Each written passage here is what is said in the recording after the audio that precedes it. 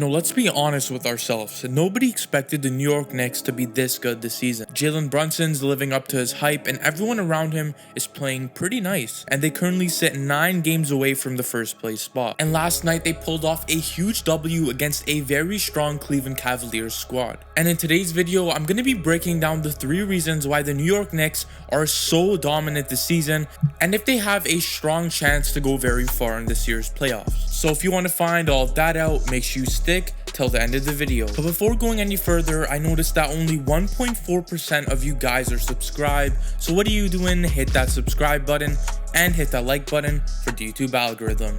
Enough me talking, let's get right into today's video. So there are 3 reasons why the New York Knicks are so dominant, and this was shown last night against the Cavs. And the first reason is because of Julius Randle. Julius Randle is going so crazy this year, and he 100% deserves to be an all-star. Last night against the Cavs, Julius Randle had 36 points, 13 rebounds, and 4 assists. And what was even more impressive is that he had 8 3-pointers. Having a player like Randle that can stretch out the floor, hit some 3-pointers is very important, as it gives players like Jalen Brunson the ability to have enough room to play make. Julius Randle is also a very underrated slasher, and against the Toronto Raptors, he had one of the craziest dunks I have ever seen. And although Julius Randle's defense needs some work, he can still grow on that aspect of the game, and hopefully by next year, once he can get a couple more steals and blocks, the Knicks would be much more dangerous, especially with Mitchell Robinson out right now. And the second reason for the success of the New York Knicks is Jalen Brunson.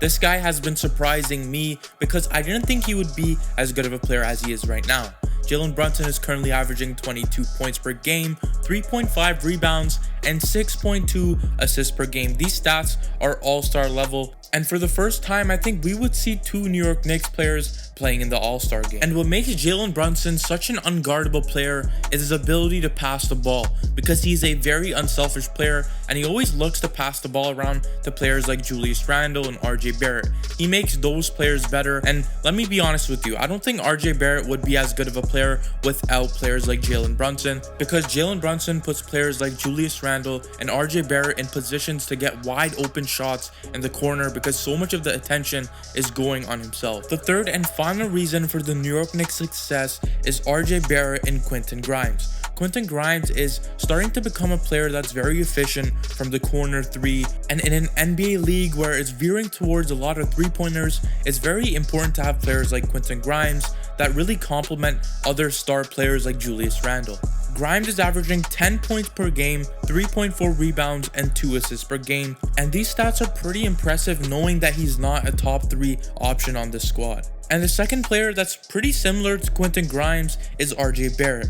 RJ Barrett is averaging 20 points per game, 5 rebounds, and 2 assists. And I think this is once again so important, as RJ Barrett can not only slash to the net, he can also shoot the 3-point shot amazingly well. And he demonstrated his amazing 3-point shooting last night against the Cleveland Cavaliers, and he made 3 of his 5 3-pointers last night, and that was an amazing thing because once again, it gave Julius Randle more room to operate, and having players like Quentin Grimes and RJ Barrett just makes it so much harder to guard everyone else on the squad because their offense is so spaced out. And I know most Knicks fans are going to be like mad at me right now. I know I missed out on Mitchell Robinson.